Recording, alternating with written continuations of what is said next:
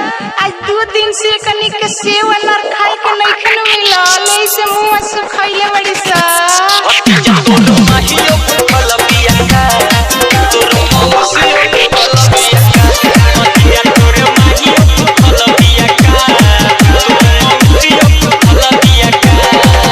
अरे 9 दिन के उपवास होला सोची के तू फल पिया का भतीजा तोर माहियो फल पिया का तोर मौसी फल पिया का भतीजा तोर माहियो फल पिया का तोर मौसी फल पिया का।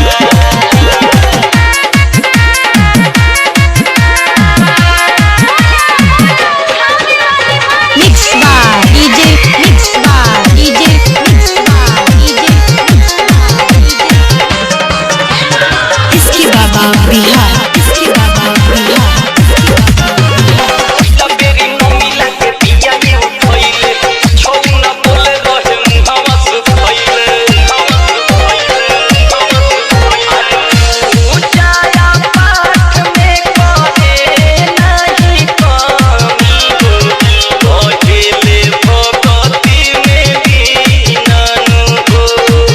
अरे जहिया से चढ़ल बाहरे ना बारातन हो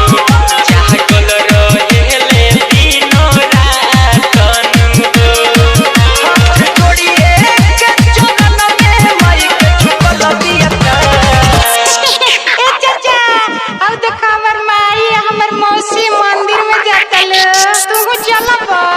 हां ए बेटा चल हम आवतनी भतीजा तोर माहियो फल पिया तोर मौसी फल पिया भतीजा तोर माहियो फल पिया तोर मौसी फल पिया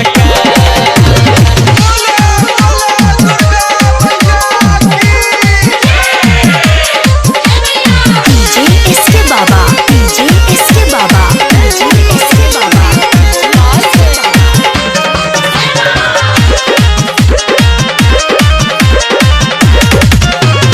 और घड़ी माई के ततिया नाम हो मंदिर में हाजिरी लगावे शुभ शाम हो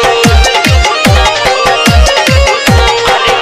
कहीं में पातर दिया फूल मोरा आगे जाई औरी तू बधाई हो अरे मासूम हटा बीबी का फूल करा जाओ संग ही करेले पूजा पाठन हो फूले खाती लंकी राजा से फल पिया चाचा, वो तो लंबी राजा के बुलेट राजा के जागरण होता, चलबा देखे हमर मम्मी हमर मौसी जातल। चल चल बेटा हम आवते बानी भतीजा तोर माहियो फल